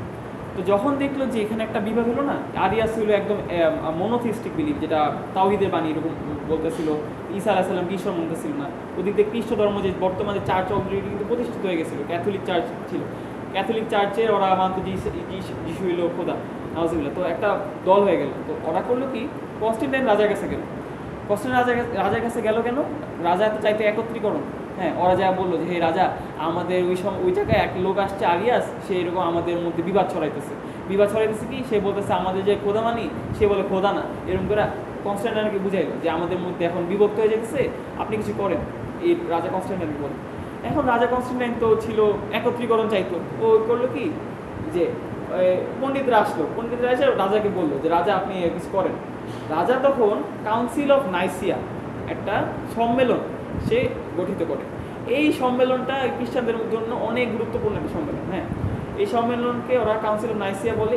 এই কাউন্সিলে কী হয়েছিল এটা আমাদের অত্যন্ত জানা জরুরি, কারণ এই কাউন্সিলে আমরা জানতে পারবো যে বর্তমান যে এই জায়গাটা, আলহামদুলিল্লাহ এটা এখন মসজিদ, ক্লিয়ার আসতেছে, এই জায়গাটা মসজিদ, এই জায়গাটা ছিল আগে চার্চ ছিল। হ্যাঁ, এটা তুরস্কের জায়গাটায়, যে নাইসে যে ম্যাপ দেখাইছিলাম ওই তুরস্কে।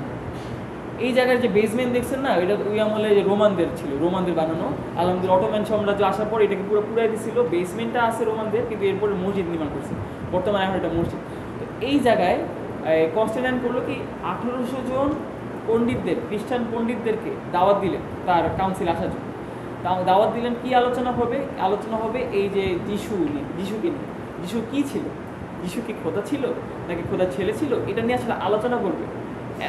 দেখেন মানে অবস্থা, যদি আমাদের খোদা ওদের আকিদেই ঠিক নাই, মানে ওরা যে কি মানবে, কিসের ভিত্তিতে মানবে, ওরা এখন ভোট করবে বা একটা আলোচনা করবে। আজ মনে হয় আমরা বসছি আলোচনা করতেছি নাউজুবিল্লাহ যে কী ছিল, নাউজুবিল্লাহ এরকম একটা ঘটনা ঘটে। এই জায়গায় 1800 জন খ্রিস্টানদের মধ্যে বিশপদের মধ্যে মাত্র 318 জন উপস্থিত ছিল হয়েছিল। 318 জন বিভিন্ন তার রোমান সাম্রাজ্য থেকে একত্রে হয়। এটাই হলো খ্রিস্টানদের সর্বপ্রথম সম্মেলন আর কি। এই যে একটা ইকুমেনিক্যাল কাউন্সিল বলা হয়, সাধারণ সম্মেলন বলা হয়। এটা হলো 325 খ্রিস্টাব্দে রোমান সাম্রাজ্যের পৌত্তলিক সম্রাট কনস্ট্যান্টাইন তার নাইকিয়া, মানে বাংলাতে নিকিয়া বলা হয়, ইংলিশ নাইসিয়া শহরে খ্রিস্টান বিশপ রাজকদের প্রথম সাধারণ সম্মেলন। তো এখানে আপনারা এই ছবিটা যদি সার্চ দেন এই কাউন্সিল নিয়ে, ক্লিয়ার আছে না? আচ্ছা, এই যে এই কাউন্সিলে যদি সার্চ দেন আপনার ইন্টারনেটে, এই ছবিটা দেখবেনই। দেখবেন এই জায়গাটা আমি একটু উঠে দেখাই। এই জায়গাটা মূলত এই যে এটা হলো রাজা কনস্ট্যান্টাইন, এটা হলো ধর্ম বিশপরা আসছে। আপনারা একটা লোক দেখতেছেন না নিচে, এটাই হলো আরিয়াস। এই যে আরিয়াস যে ছড়াইছিল যে এরকম মানে বাণীটা, এই কাউন্সিলের পরে আমরা জানতে পারবো আরিয়াসকে পুরোপুরি হত্যাই মানে এক্সাইল করা হয়। এক্সাইল বলতে পূর্ণবাসী দেওয়া হয়, পরে তাকে হত্যা করা হয়। এই আরিয়াসের বাণীকে পুরোপুরি মানে রিজেক্ট করা হয়। আর উপরে এখানে আসতেছে না, ক্লিয়ার আসতেছে, উপরে দেখি যে বাচ্চা মানুষের ছবি। এই বাচ্চা মানুষটা কে জানেন? নাউজুবিল্লাহ, এটা ওরা মানে ঈসা আলাইহিস সালাম। ঈসা আলাইহিস সালাম মানে পুনর্জীবিত হবে, নাউজুবিল্লাহ, এটা করে যে এই ছবিটা ওরা দেয়, মানে রাখে আর কি। তো আমরা বুঝলাম যে আরিয়াসকে ওরা কি করলো, রিজেক্ট করলো এই কাউন্সিলের মাধ্যমে। আচ্ছা জানি, আচ্ছা কাউন্সিলের মূল বিষয়বস্তু কি ছিল? ঈসা আলাইহিস সালাম কে? এত বছর 325 বছর হয়ে গেছে, এখন এসে ওরা বলছে ঈসা আলাইহিস সালাম কে? তিনি কি আল্লাহর পুত্র নাকি একজন সৃষ্টি ছিলেন নাউজুবিল্লাহ, নাকি ঈসা আলাইহিস সালাম কি আল্লাহর পিতা সমান নাকি অধীনস্থ নাউজুবিল্লাহ? ঈসা আলাইহিস সালাম ও আল্লাহর পিতার সম্পর্ক কিভাবে ব্যাখ্যা করা হবে, এইগুলো নিয়ে আলোচনা করা শুরু হয় এখানে। তো আলোচনার মধ্যে কে ছিল? ওই আরিয়াস আর আথানাসিয়াস। এই আথানাসিয়াস মূলত এই যে ইজিপ্টে যে ছিল সেই তার যে শিষ্য ছিল আলেকজান্দ্রিয়া মূলত কনস্টান্টাইনের কাছে গেছিল যে আরিয়াসের ব্যাপারে কমপ্লেন দিতে, যে আপনি একটা কিছু করেন তাহলে আরিয়াস কিন্তু আমাদের একদম করে নষ্ট করে ফেলতেছে। তো আরিয়াস কিন্তু আসেনি সম্মেলনে। আরিয়াস কাকে পাঠিয়েছে? এই যে আথানাসিয়াসকে পাঠিয়েছে। আথানাসিয়াস আর আরিয়াসের মধ্যে তুমুল ডিবেট শুরু হয়। এই ডিবেটের মধ্যে আরিয়াস কতগুলা তথ্য আনে, যেটা আনে বলে আরিয়াস বলে আরিয়াসের বিশ্বাস করতেন যে ঈসা আলাইহিস সালাম সৃষ্ট একজন মহান সৃষ্টি, তাকে আল্লাহ সৃষ্টি করেছেন, তবে তিনি স্বয়ং আল্লাহ নন। তিনি বলেন একসময় ঈসা আলাইহিস সালাম ছিলেন না। হ্যাঁ সত্য, ঈসা আলাইহিস সালাম ছিলেন না, অর্থাৎ ঈসা আলাইহিস সালাম চিরন্তন নন, তার একটা শুরু আছে, কিন্তু তিনি আল্লাহর নিচে এবং আল্লাহর অধীনস্থ। আরিয়াসের মতে ঈসা আলাইহিস সালাম হলেন আল্লাহর সর্বোচ্চ সম্মানিত ও মহান সৃষ্টি, যিনি নবুয়তের মাধ্যমে আল্লাহ মানুষকে পথ দেখিয়েছেন, কিন্তু তাকে ঈশ্বর বলা ভুলশীল। তিনি তার মতন যুক্তি দিতে থাকেন। এই যে বাইবেল থেকে সে কোট করে, if the father বিগেট the sun, then he who has begotten had a beginning in existence, and from this it follows there was a time when the son was born. এটা বলতে বুঝাচ্ছে কি যে তার মানে আরিয়াসের বাইবেলের এই বাণীটা আনে যে ফাদারের মানে সান ছিল না এক সময়, সান পরে আসছে, ফাদার আগে আসছে। মানে ওনার যে একদম মতবাদটা কিন্তু একদম ইসলামের সাথে না মিললেও এই যে ঈসা আলাইহিস সালামকে যে খোদা মানে নেয়, এটার সাথে আমাদের ইসলামে মিলে। কিন্তু বাকিটুক যে উনি ফাদার সান এগুলোর ছিল, কারণ বাইবেল ততক্ষণে কি করাপ্টেড হয়ে গেছে। ওই যে 10টা রাজা দেখলাম ওই আমলে অনেক বিকৃত হয়ে গেছে। তো উনি বলছে যে পুত্র দেখা সময় ছিল না, যে কীভাবে খোদা হয় নাউজুবিল্লাহ। ওদিক দিয়ে অপর দিকে আথানাসিয়াস বলে কি, আথানাসিয়াস বলা শুরু করে যে ঈসা আলাইহিস সালাম শুধু আল্লাহর প্রেরিত একজন সৃষ্টি নন, তিনি স্বয়ং ঈশ্বর নাউজুবিল্লাহ। তিনি বলে ঈশ্বর চিরন্তর, অসৃষ্ট ও আল্লাহর পিতা, গড অফ দ্য ফাদার। এখানে একটা কথা আছে কি হোমোসিয়াস, সেম এসেন্স, এই ইংলিশে লেখা আছে। এটা মূলত গ্রিক মাইথোলজি থেকে নেওয়া আর কি। মানে এটা যে সংমিশ্রিত একটা চেতনা, এটা বুঝে যায় যে গ্রিকদের মধ্যে কিন্তু সেম এসেন্স একটা জিনিস ছিল। জিউস একটা, আপনারা হয়তো শুনবেন জিউস হারকিউলিস, ওই আমলে একটা ছিল। জিউস হারকিউলিসতে ওই ওরা মানতো কি সব এক। জিউস হইল খোদা বাবা, জিউসের পুত্র হইলো হারকিউলিস, কিন্তু তারা এক, খোদা মানতো। এই জায়গা থেকে আথানাসিয়াসরা অ্যাডপ্ট করছে এই জিনিসটা। তার মধ্যে সে এরকম বাণী দেওয়া শুরু করে। আথানাসিয়াসের পরিচয় বলতে আলেকজান্দ্রিয়ার একজন শিষ্য ছিল। আলেকজান্দ্রিয়া মূলত এই কনস্টান্টাইনের কাছে যায়। মিশরে একটা চার্চ ছিল, ক্যাথলিক চার্চ, ওটার ধর্মযাজক ছিল আলেকজান্দ্রিয়া কনস্টান্টাইনের কাছে যায়, আরিয়াসের ব্যাপারে বলে। আর ওই তারপরে সম্মেলন যে ঘটে না, এরপরে আথানাসিয়াসকে পাঠায় আলেকজান্দ্রিয়া নিজে আসে না। আথানাসিয়াস মূলত আলেকজান্দ্রিয়ার শিষ্য, বুঝছেন? ওই আসা ওর মানে রিপ্রেজেন্টেটিভ হিসাবে আসে। তো এরপরে আরেকটা চরিত্রের ব্যাপারে জানতে পারবো, সেটা হচ্ছে সান্তা নিকোলাস। এটা মূলত ছবিটা কি আসছে? একটু দাঁড়ান, সান্তা নিকোলাসের ব্যাপারে জানতে পারবো। আমরা কি জানি যে এখনকার যে খ্রিস্টানরা যে 25শে ডিসেম্বর ওরা যে স্যান্টা ক্লজ মানে, স্যান্টা ক্লজ মূলত কি আমরা কি জানি? মানে বড়দিন মানে, কিন্তু স্যান্টা ক্লজ যে একটা ঝুড়িওয়ালা একজন আসে গিফট দেয়, ইনি কে?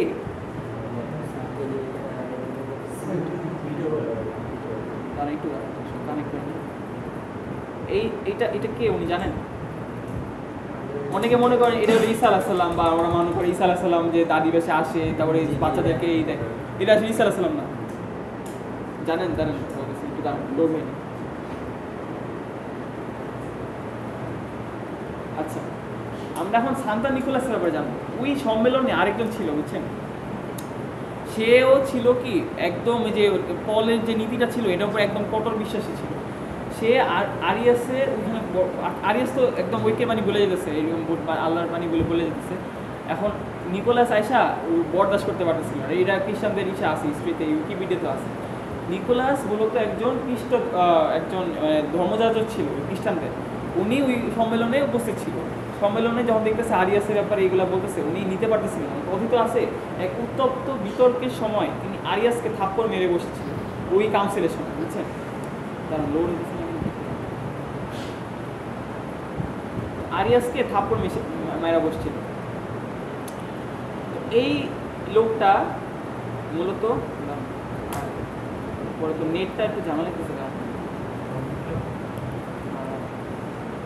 আপনি কি বোর্ড ফিল দিতেছেন?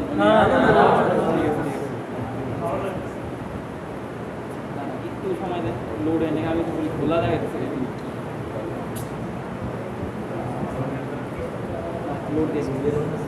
গ্রিকের যে রাজধানী অ্যাথেন্সের সাথে এটার কোনো যোগাযোগ?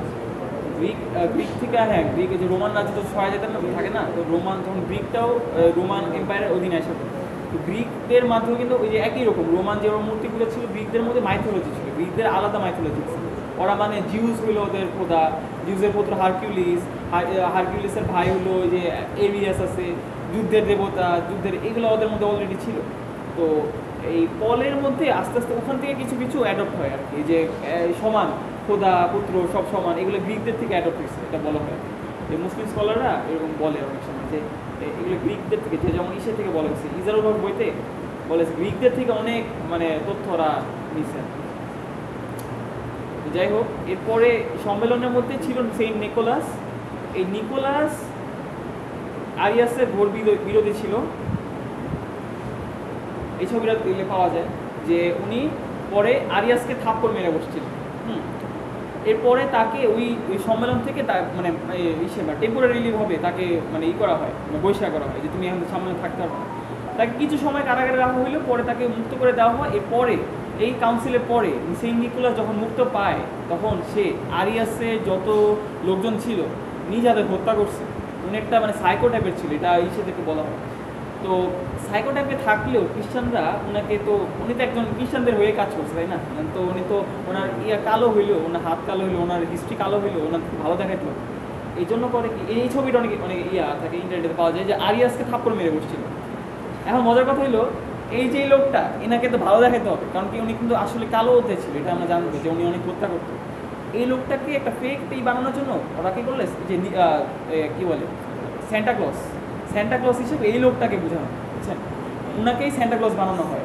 ওনাকে বলা হয় যে এই যে আমাদের শিশুদের মাঝে এই নিকোলাস স্যান্টা ক্লজ হিসাবে আসে, গিফট বিতরণ করে। এটা কিন্তু আসলে ঈসা আলাইহিস সালাম ধর্মের সাথে কোনো নেই, সংযোগ নেই। হ্যাঁ, এটা পুরোপুরি একটা পরবর্তী, এটা অনেক বছর পরে এটা বলা হয়, যে গত শতকেই বলা হয়। আর মজার কথা ছিল মানে এটা কীরকম যে বানোয়ার, আমরা কি জানি স্যান্টা ক্লজের ছবি দিলে লাল আর সাদা একটা জামা আসে, এরকম লাল সাদা ছিল না, জানেন? এক সময় ছিল সবুজ আর সাদা ছিল, বানর তো সবুজ সাদা ছিল। এই যে কোকাকোলা খাই না বর্তমানে, কোকাকোলা একটা অ্যাডভার্টাইজ বানানোর সময় ওদের তো কোকাকোলা লাল, হ্যাঁ, তো ওরা করে কি স্যান্টা ক্লজ এইটার সাথে ওরা স্যান্টা ক্লজ সবুজ না দিয়ে লাল দেয়। ওইটা হলো গত শতকের কাহিনী, 19 সামথিংয়ে। তো ওই লাল দেওয়ার পর থেকে ওইটাই আজ পর্যন্ত এখন আমরা দেখি, যা লাল সাদা দেখি না, এটা বলতে গেলে যে কোকাকোলার যে আছে ওইটা থেকে আসছে। এটা ওদের কৃষি ধর্মের সাথে কোনো সম্পর্ক নেই, এটা এখনই। তো মূলত এই লোকটাই হইলো কি স্যান্টা ক্লজ, বুঝতে পারি?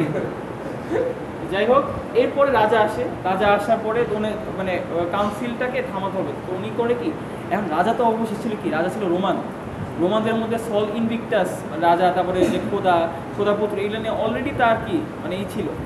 তখন যে চিন্তা করে আরিয়াসের মতাদর্শ যদি সে মানে, তখন তার রোমান যে এটার সাথে সাংঘর্ষিক পুরোপুরি, তার চেতনার সাথে সাংঘর্ষিক, আর খ্রিস্টান যে বর্তমান তৎকালীন ছিল তাদের সাথে সাংঘর্ষিক। সে করে কি, আথানাসিয়াসেরকেই সে কি অ্যাকসেপ্ট করে, আর এই কী বলে আরিয়াসকে রিজেক্ট করে। ওকে পুরাপুরি কি করে, একদম মানে ইসের সাথে এক্সাইল করে দেয়, আর চাপের মুখে ফেলায়। যে ওখানে উনি ঘোষণা দেন যে ওই 318 জনের মধ্যে সবাই যেন এই আথানাসিয়াসের মতের সাথে মিলে, যে না মিলবে তাকে আমি পূর্ণবাসের করে দেবো, হত্যা করবো, এরকম হুমকি দেয়। এর ফলে তার কিন্তু সুবিধা হয়। আরিয়াসের মতাদর্শ যদি উনি মানতো, তাহলে কিন্তু রোমানদের যে যত সব ছিল উনি কিন্তু ঢুকাতে পারতো না। কিন্তু এই যে আমরা এখন বর্তমান কিন্তু ওদের বই ঘাটলে দেখবো যে যিশুদের মূর্তি যে বানায়, এটা কিন্তু একদম ওদের বইতে লেখা আছে। বাইবেলের মধ্যে কিন্তু মূর্তি পূজা বা এগুলো বলা না, ওরা সমর্থন করে না, চার্চে সমর্থন করে না। এই যে মূর্তি পূজা আসতো কীভাবে, এই যে কনস্ট্যান্টাইন রাজা ছিল না, উনি রোমানদের এই যে জিনিসগুলো উনি এটার মধ্যে ঢুকাই দেয়।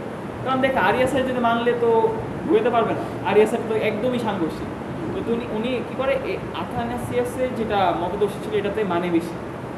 তারপরে যেটা হয়, তিনি বলে যে যিশুকে ঈশ্বর তার নির্ধারিত ভোটে, সেই বলে কি আচ্ছা, ভোটিং সিস্টেম হবে এখন। ভোটটা কি হবে, পুরো আওয়ামী লীগের মতন ভোট হবে। আওয়ামী লীগের মতন ভোট কীরকম, যে সবাই বলবে যে এই আথানাসিয়াস, হ্যাঁ। এখন বর্তমান যদি আমরা এগুলো কাউন্সিল অফ নাইসিয়া নিয়ে অনেকে যারা এগুলো ব্যাপার জানে, খ্রিস্ট ধর্ম ওদের ব্যাপারে জানি, বলতে চাই, ওরা কিন্তু বিক্রি দিতে উস্তাদ, ওরা এগুলো মানতে চায় না। ওরা বলে কি যে না এই কনস্ট্যান্টাইন রাজা এগুলোতে কিছু করে হস্তক্ষেপ করে না, উনি জাস্ট এগুলি মানে মিলাই দিছে, এই করছে, উনি কিন্তু কোনো চাপের মুখে ফেলায় না। আসলে কিন্তু মানে উনি করছিল, ওটা দেখলেই বোঝা যায় উনি পলিটিক্যাল পার্সন। আচ্ছা, আথানাসিয়াস যে রিজেক্ট হইলো, এটার কোন ভিত্তিতে হইলো, এটা প্রশ্ন আসে নাই। আমাদের যদি কোনো সমস্যা দাঁড়ায়, আমরা কিসের ভিত্তিতে তাকে কোরআন আর হাদিস সুন্নাহ এইগুলোর দিকে তাকাই, যে এখানে কি বলা হয়েছে, এগুলোর সাথে যদি না মিলে তাহলে ওটাকে আমরা রিজেক্ট করি, আর যদি মিলে তাহলে আমরা কি ওটাকে গ্রহণ করি। এখানে কোনো সিস্টেম ছিল না। এটা করে কি, আচ্ছা তাহলে ভোট করে দিই, আপনারা ভোট দেন। আর রাজা বলে যে 318 জনের মধ্যে 316 জনই ভোট দিয়ে হলো আথানাসিয়াসের, 2 জন আরিয়াসের পক্ষে থাকে, আরিয়াসের ওই 3 জন সহ আরিয়াসকে হত্যা করা হয়। হত্যা কেন করা হবে, এখানে কি স্বাধীনতা নাই? তাহলে এখানে এটাই তো কথা। চাপের মুখে 316 জন যিশুর ঈশ্বরত্বর পক্ষে ভোট দেন, মাত্র 2 জন বিশপ আরিয়াসের পক্ষে ছিলেন, তাদেরকে পরবর্তীতে হত্যা করা হয়। এই হত্যার ব্যাপারে অনেকে বলা যে পুনর্বাসনে পাঠানো হয়, তাদেরকে প্রত্যাখ্যান করে মানে একদম বের করে দেওয়া হয় বা হত্যাই করা হয়। যাই হোক, যেটাই করুক, মানে কেন ওদেরটা মানলো না কেন? আর কোনো ভিত্তি ছিল না তো, এখানে ছিল যে বাইবেল ভিত্তি। বাইবেলের মধ্যে যেরকম লেখা আছে ঈশ্বর হইল খোদাপুত্র না, ওরকম বিকৃতির কারণে লেখা আছে যে ঈশ্বর খোদাপুত্র, তাই কিসের ভিত্তিতে হইলো ভোট পেরা, এটা তো প্রশ্ন হিসেবে। আচ্ছা, আমাদের এই যে পরে কি হইলো, এই সম্মেলনের পরে আরিয়াস তো রিজেক্ট হয়ে গেল। তারপরে একটা নাইসিয়ান ক্রিড, এটা অনেক ইম্পর্টেন্ট, ওরা অনেক গুরুত্ব সাথে থাকে। এটা একটা অ্যাপ্রুভাল পাইল। এই যে পল যে শুরু করছিল, পলটাকে কি করলো, এই ধারণাটাকে প্রত্যাবর্তন করছিল, পলের মাথা থেকে এগুলো আসছিল, কিন্তু এত বছর কি অ্যাপ্রুভাল পায় নাই, মানে এটার কিন্তু অ্যাপ্রুভ হয় নাই। এক মানুষ কিন্তু তাও এক ধর্ম পালন করতেছিল, কোনো কেউ ধর্ম যিশুকে নবী মানতেছিল, কেউ খোদা মানতেছিল, কেউ খোদাপুত্র মানতেছিল। এই সম্মেলন হওয়ার পর, এই ভোটের মাধ্যমে পর এই নাইসিয়ান ক্রিড ছাপানো হয়, যেটা হলো ঘোষণাপত্র, যেখানে বলা হয় I believe in one god the father Almighty maker of heaven and earth. প্রথমে ঠিক দেওয়া শুরু হয়েছিল যে আমি এক ঈশ্বরে বিশ্বাস করি। পরে বলা হয় যে one Lord Jesus Christ the only বিগটেন son of god, নাউজুবিল্লাহ, খোদার পুত্র যিশু, হ্যাঁ, তারপরে পবিত্র আত্মা যিশু, তাই এরকম বলা হয়, সব হলো এক, এরকম। এটা হলে অ্যাপ্রুভ হয় এই নাইসিয়ান ক্রিডের মাধ্যমে, এটা অ্যাপ্রুভাল হয়ে যায়। পলের যে পলিনিটি, এটাকে কি হয়, জয়লাভ করে নাউজুবিল্লাহ, এটা ভোটের মাধ্যমে। আর আরিয়াসের যে মতবাদ ছিল পুরোই শেষ হয়। হ্যাঁ, খ্রিস্টানদের তৃতীয়বাদ বলতে কি, যে মানে শুরু তো পলের মাথা থেকে, কিন্তু এটা অ্যাপ্রুভাল পায়। এটা কি, এই যে এটা কি অ্যাপ্রুভ হয়, এটা অ্যাপ্রুভাল পায়। এরপর থেকে যে নাইসিয়ান ক্রিড থেকে ওরা এখন যে যেসব চার্চ আছে, এগুলি নাইসিয়ান ক্রিডকেই ফলো করে, আর এটাই ওরাই দেখায়। কেউ যদি এটার বিরুদ্ধে যায় তাকে হত্যা করে, কেউ এটার বিরুদ্ধে গেলে হত্যা করে আরিয়াস। আচ্ছা, এখন আমরা গাছটা যখন যাবো, তখন আমরা এই নাইসিয়ান ক্রিডের কথা উঠলে কি বলবো, ঈশ্বরত্ব কি কখনো ভোটে নির্ধারিত হতে পারে? নাউজুবিল্লাহ, হ্যাঁ, কোনো কি এটা কি ভোটের মাধ্যমে জিনিস? এটা তো স্বয়ং আল্লাহ, এটা আমাদের যেমন কোরআন শোনা আছে আমরা অথেন্টিক জানি, একটা হরফও চেঞ্জ হয় না, স্বয়ং আল্লাহ প্রেরিত নবীর উপরে নাজিল হয়েছে। আর ঈসা আলাইহিস সালাম বলে গেছে, আমি দেখছি পল কীভাবে বিকৃত করছে, পলেরটা কেন করল, ঈসার যে সত্য যে বাণী এগুলো কোথায় গেল? হ্যাঁ, আর এটা কেন 325 বছর পর এটা এসে ভোটের মাধ্যমে নির্ধারিত হবে? যে পরে যে প্রশ্ন রাখতে পারি তারা কোন ভিত্তিতে, মানে ভিত্তিটা কী ছিল? যদি বলে যে আচ্ছা ভোট হয়েছে, মানে আরিয়াসেরটা ভুল ছিল, ওদেরটা ঠিক ছিল, আচ্ছা কোন ভিত্তিতে? বাইবেলের যে ভিত্তিতে, বাইবেলে তো সমান সমান একই জিনিস আছে, তারা কোন ভিত্তিতে ঈশ্বরের তো নির্ধারণ করলো? বাইবেল নাকি রাজনীতির চাপ? রাজনীতির চাপ তো অবশ্যই ছিল কনস্টান্টাইনের এই জন্য। যদি যিশু সত্যি ঈশ্বর হতেন তবে কেন তিনি নিজে স্পষ্টভাবে বলেননি নাউজুবিল্লাহ? এটা তো বলবে না, এটা তো ওদের কাছে বলে যেতে পারি যে দেখো এই যে পলের এই নিউ টেস্টিমেন্টটা কিন্তু পুরোটাই কি ঈসা আলাইহিস সালামের যাওয়ার পরে রচিত। হ্যাঁ, ওরা অনেকে মানে যে যারা লিখছে তাদের মাধ্যমে কি তাদের মধ্যে পবিত্র আত্মা নাজিল হইছে, তারপরে তারা লিখছে, এই জন্য এটা গ্রহণযোগ্য।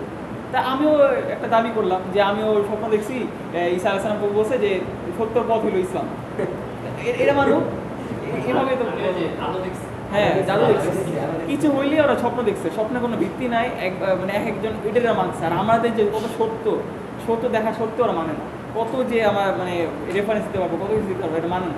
কারণ কি ওই যে কোরআনে আয়াতই আছে যেটা মানে চোখ না, এটা হলো অন্তরের ওদের সিগন্যাল আছে, সেটাই হলো কথা। তো যিশু যদি সত্যি ঈশ্বর হতো তাহলে কেন বললো না?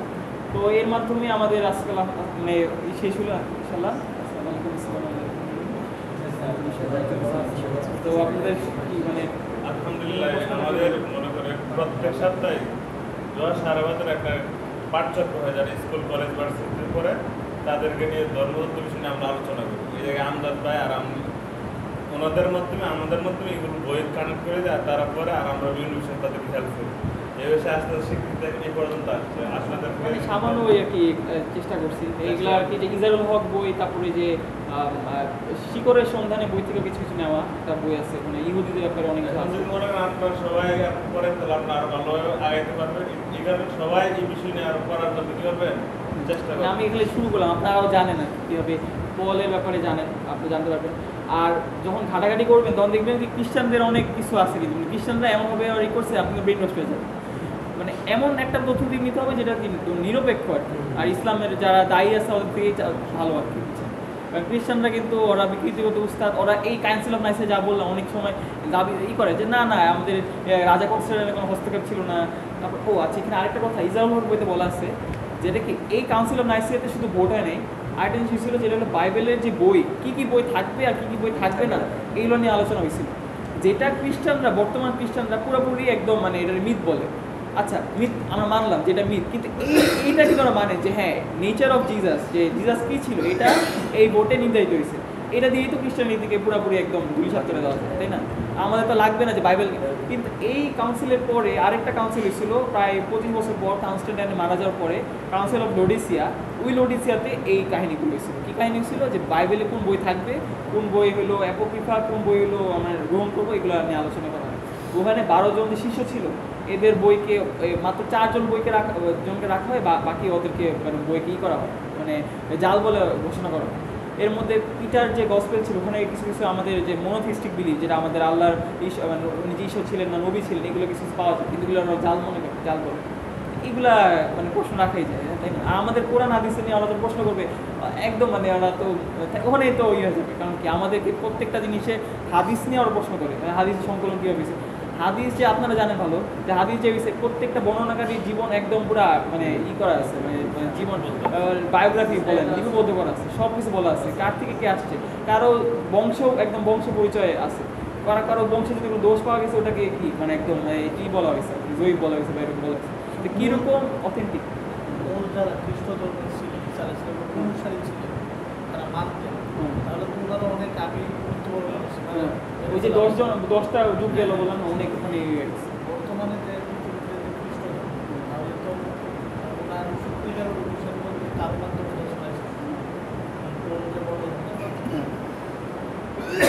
পলের মাধ্যমে ওখানে কিছু ছিল। তখন কিন্তু আরিয়াসে যে কাউন্সিল অফ নাইসিয়া যে হয়েছে তখন কিন্তু সত্যবাণী কিছু কিছু ছিল, বিকৃত হয়েছে হওয়া সত্ত্বেও মানে কিছু মানুষ তখন ইমান আছে, যেমন আরিয়াস বললাম উনিও মানতো যে না উনি হলো নবী বা এরকম কিছু হবে। তো কিন্তু ওই যে এই কাউন্সিল অফ নাইসের পর এটা অ্যাপ্রুভাল পেয়ে যায়, যদি এই তথ্যের বাইরে কেউ বিশ্বাস করে তাকে হত্যা করা হবে। এরপরে আরো শুরু হয়, বুঝছেন, মানে একদমই মানে তখন ঈসা আলাইহিস সালাম সত্য যারা ছিল তারা একদম আস্তে আস্তে কমে যায়। তো এই জন্যই আমাদের কি আল্লাহ যখন এটি তো আমাদের সিস্টেমটা, যে যখন একটা বাণী আল্লাহর হয়ে যায়, একদম বিকৃত হয়ে যায়, তখন কি আল্লাহ একটা নবী পাঠান তার সত্য বাণী নিয়ে। আর আমাদের শেষ নবী আসছিল সত্য বাণী নিয়ে, আমাদের শেষ কোরআন নিয়ে, যেটা কখনো বিকৃত হবে না, বুঝছেন। এইগুলো ঘটনা। তো এটি ওরা একটু মানে ওদের বিশ্বাস হলো শুলিবিদ্ধর পরে হ্যাঁ 3 দিন পরে ঈসা আলাইহিস সালাম আবার জীবিত হয়েছে। হ্যাঁ জীবিত হয়েছিল, রিসারেকশন, ওই যে বললেন না যে বাচ্চা দেখছেন না, ওইটাই ওরা মানে ওটা তো তাহলে 3 দিন পরে হলো না, আরো 300 বছর পরে হলো। কোনটা, মানে ওই যে ওরা বিশ্বাস ওরা তো রিসারেকশন বলে এটাকে, এটা জাস্ট একটা ধর্ম ওরা বানাইছে আর কি। বলে যেমন ওরা মনে করে যে ইস্যু আসছিল, আসার পরে উনি হলো আমাদের যে আদিপাপ আছে, আদিপাপের ব্যাপারে জানেন, আদিপাপের ব্যাপারে জানেন, উনি আসছিল এই আদিপাপকে মোচন করার জন্য, নিজের প্রাণ করছে। কিন্তু এই কথাটা ওরা ই করে চায় না, কারণ যদি খোদা তখন মরতে পারে, ওরা হয়তো বানাইছে না, খোদা মরে গেছে কিন্তু 3 দিন পর আবার পুনর্জীবিত হয়ে আবার চলে গেছে, এরকম এগুলা তথ্য আছে। কাউন্সিল অফ নাইস এই পর্যন্ত আমাদের পরবর্তী, যদি আপনারা একজন পরিচিত হইলাম না কোন জায়গা থেকে আপনারা। আমার পরিচয় হলো ইরফান আহমদ আলী, আমার বাসা হলো যেখানে কী বলে মিন্টু সড়ক তারাপুরে। আমি নর্থ সাউথ ইউনিভার্সিটিতে আসি, আমি সিভিল ইঞ্জিনিয়ারিং ডিপার্টমেন্টে। এই আর চেষ্টা করি আর কি এই লাইনে লাগা থাকা আর কি। ভাই আছে তাওদুল ইসলামের কাজে একটু মনে চাই, চেষ্টা করি, ভালো লাগে। কারণ এগুলো জানতে গেলে আসলে ইসলাম যে কত শক্ত এগুলো বোঝা যায় আর কি, শিখছে না, আর ইমানটা আরো শক্ত মজবুত। আমার বাসার মধ্যে আমরা যারা এই এলাকায় আছে, আমরা শুক্রবার দিন আমাদের হয় আলোচনা হয় এইসব বিষয়ে, পাঠশালা একাডেমি আমাদের নিউলেটটা চিনেন সবাই যারা আশেপাশে আছে।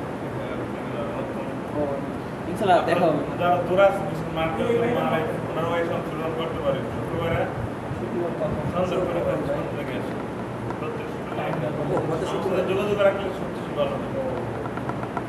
আর উত্তরা থেকে যারা আছে ওরা খুব চেষ্টা করতে হয়, উত্তরা দূর হয়ে যায়, তবে ওনারা যদি চাই দিয়ে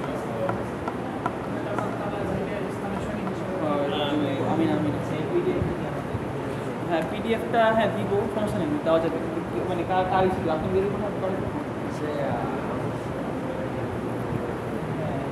আর গ্রুপ আছে আপনাদের, গ্রুপ পাঠান